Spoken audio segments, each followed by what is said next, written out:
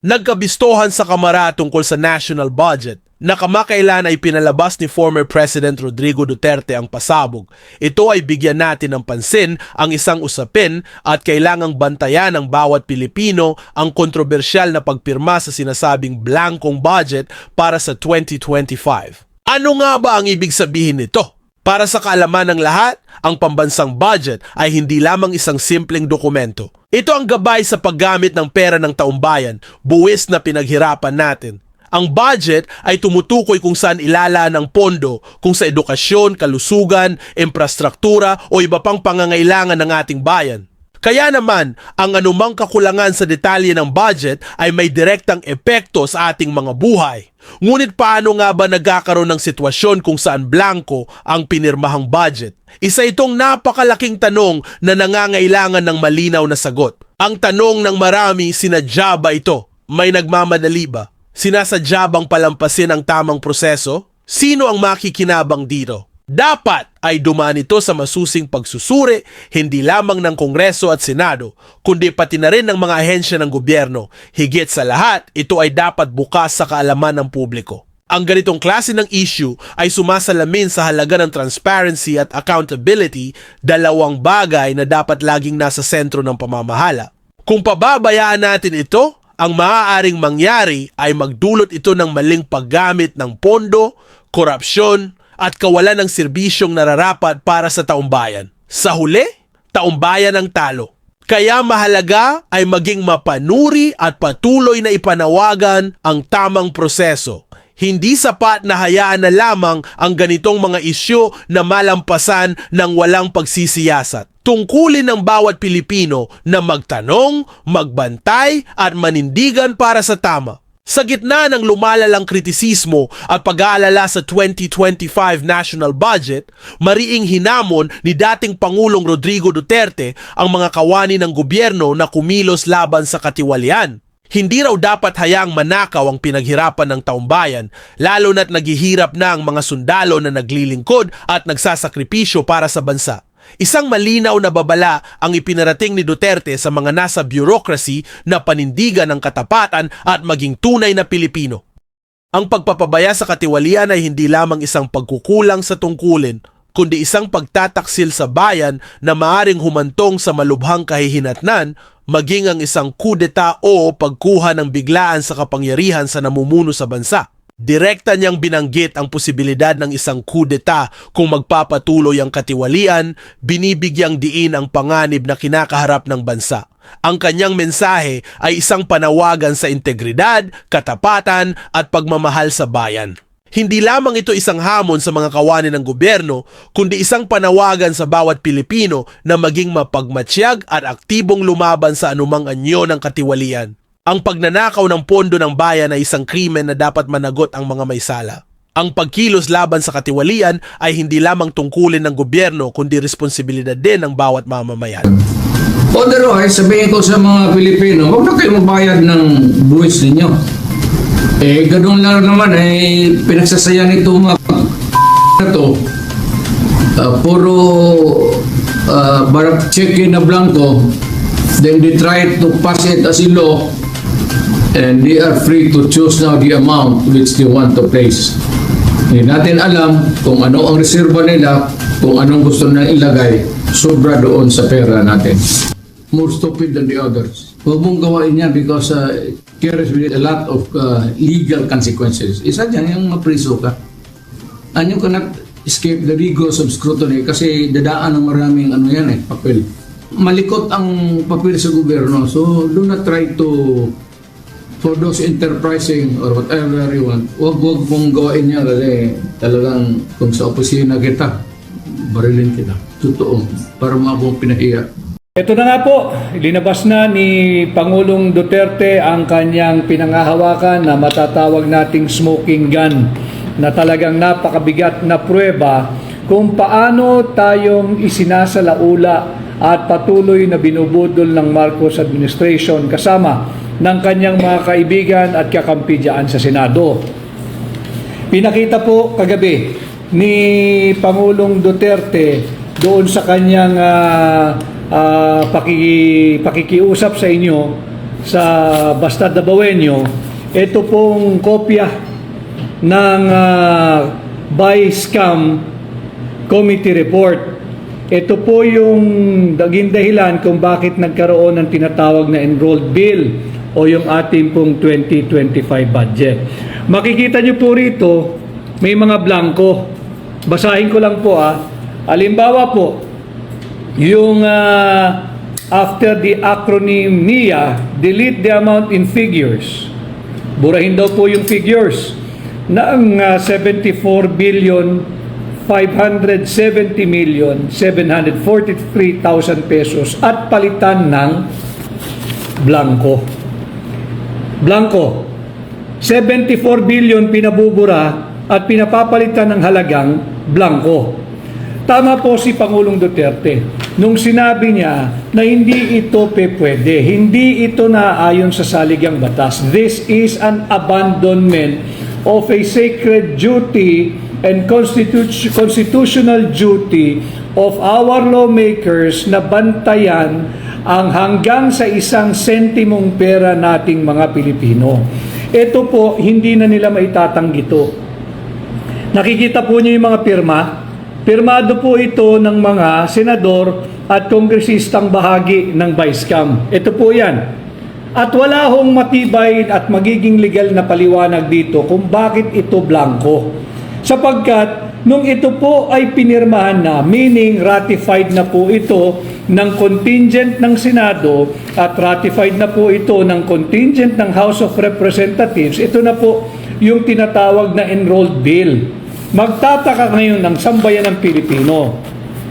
Ang ating pong budget ngayong 2025 ay 6.32 trillion. Ito po ay pinirmahan ni Bongbong Marcos noong December 30, 2024. Ito po ay 2 weeks ago lamang. Paano ka nagkaroon ng 6.32 trillion pesos na figure bilang ating budget, panay blanco? Pipilitin ko pong ipaliwanag ito sa pinakasimpleng pamamaraan na kaya ko Yung budget po kasi maraming natatakot dito. Akala nila napakahirap, napakasalimuot. Hindi po. Ginagago na po tayo, mga Pilipino. Tayo po'y patuloy na binubudol. Ang budget po for 2024 ay 6.32 trillion pesos. Paano sila nagkaroon? O how did they arrive at 6.32 trillion pesos budget and figure? Ang dami dito na nakita ni Congressman Sid Ungab na mga blanco.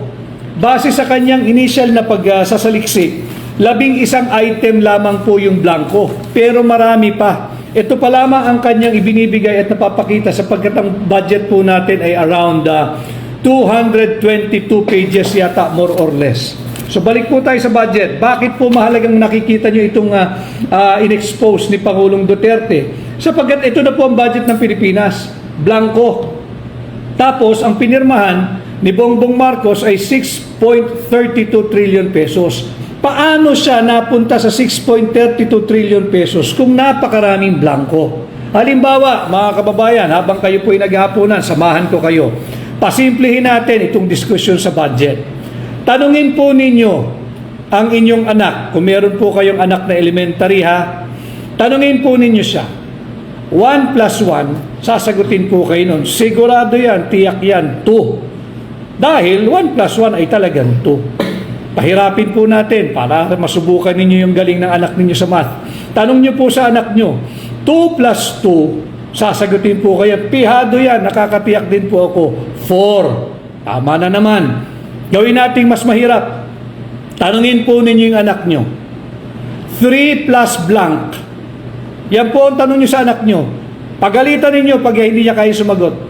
3 plus blank equals ilan?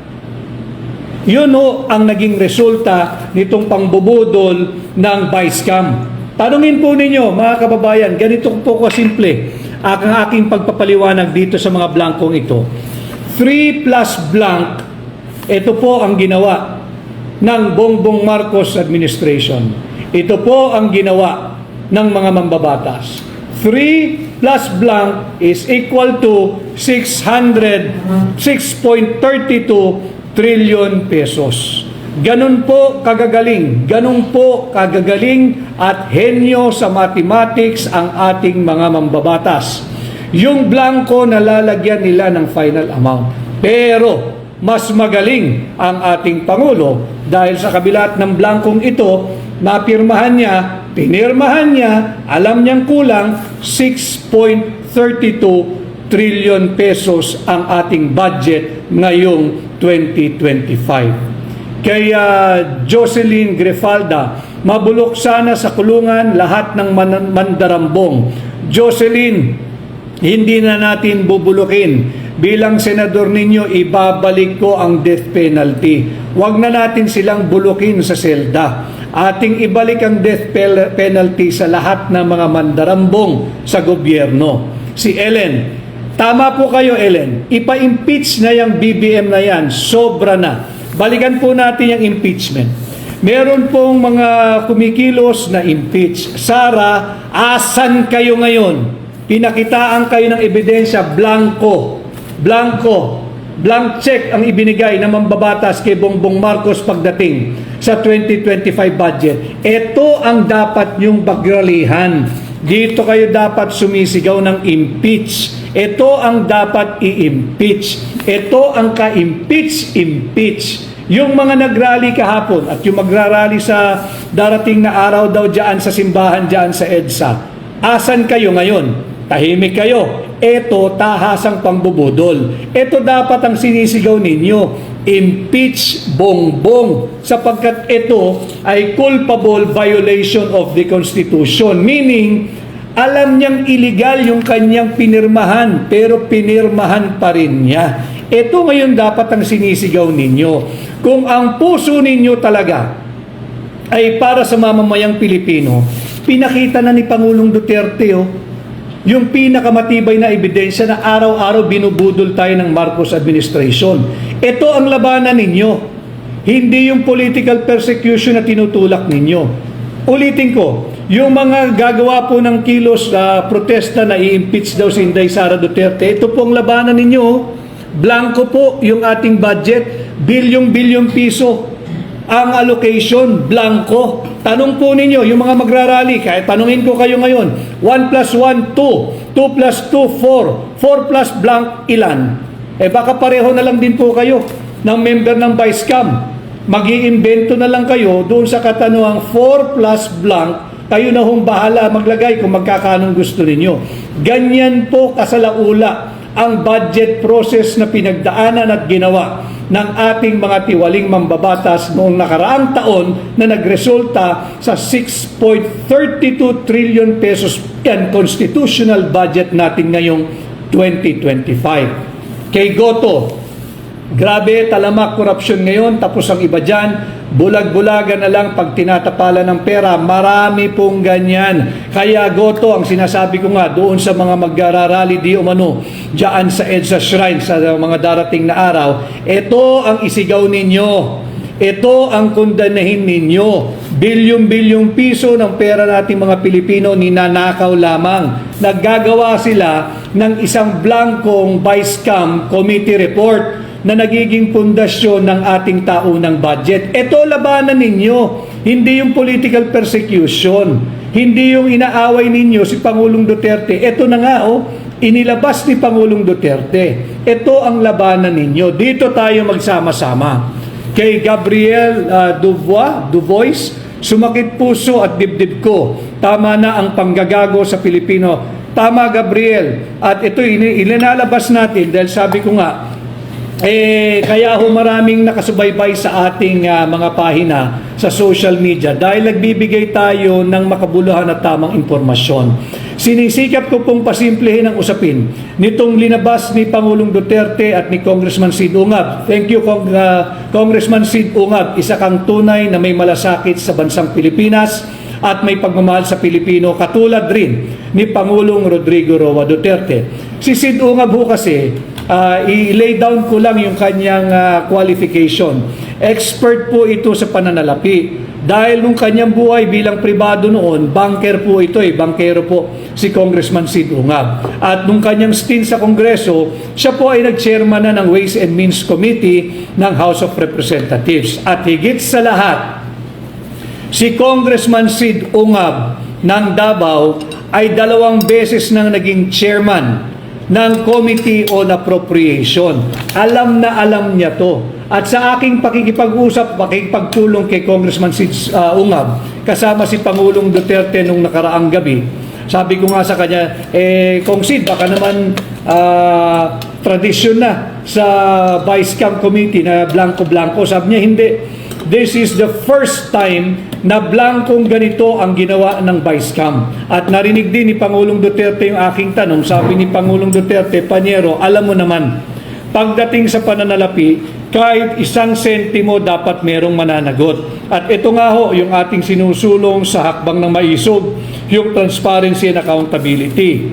Ang tanong, ang budget process po natin, ayon sa saligang batas, ang lahat ng appropriations bill ay dapat nagmumula sa House of Representatives. Sa mababang kapulungan, wala po tayong debate ron. Tapos po doon ay magka-iaakit po yan sa Senado. Magde-deliberate din ang Kongreso, ang Senado, at magkakaroon po itong Vice Cam, hindi po ito talaga kasali sa budget process. Wala pong kapangyarihan ang Vice Cam na baguhin yung binalangkas na ng mababang kapulungan at ng Senado.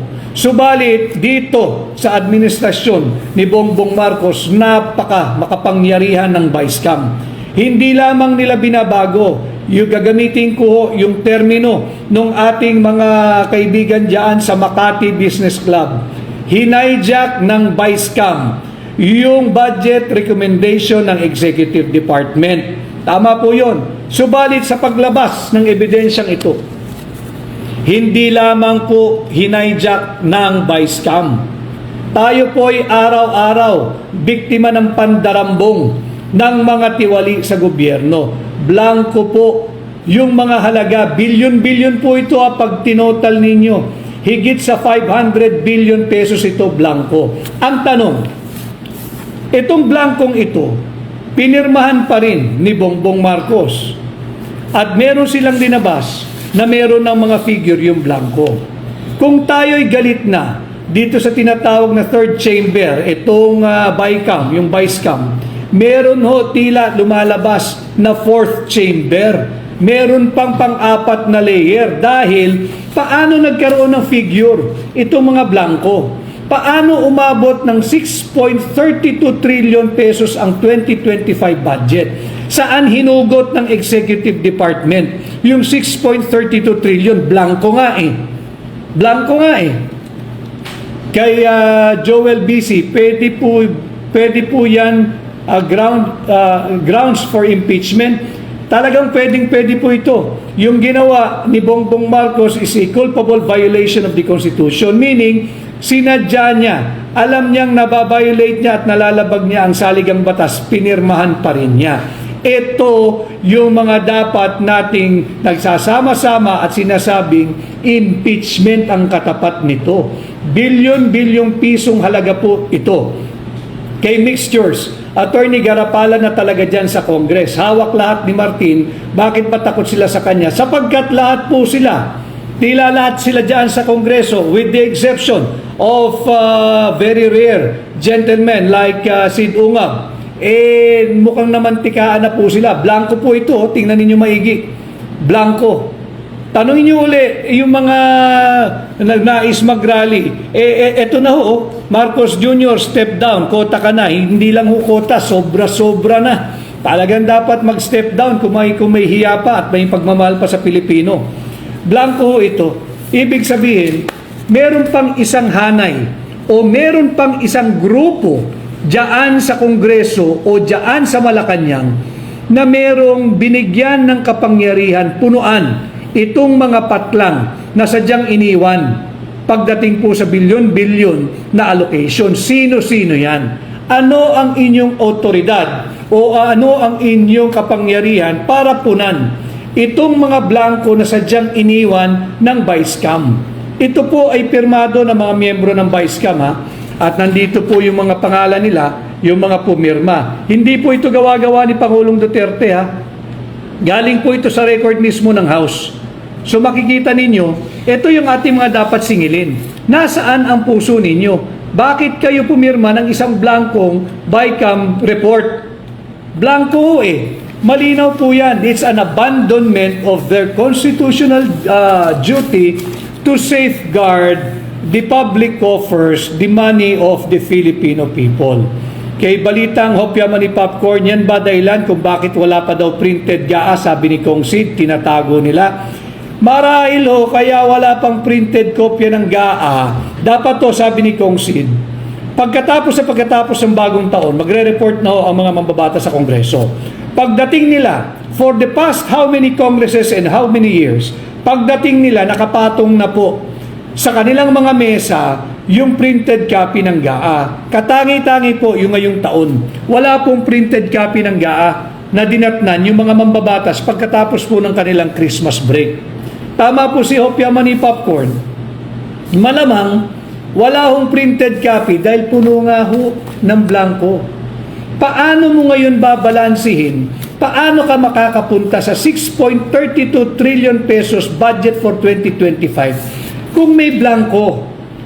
Yung kagaya po ng paliwanag ko kanina, pang grade 1 na nga lang ho yung paliwanag ko eh. 1 plus 1 is 2. 2 plus 2 is 4.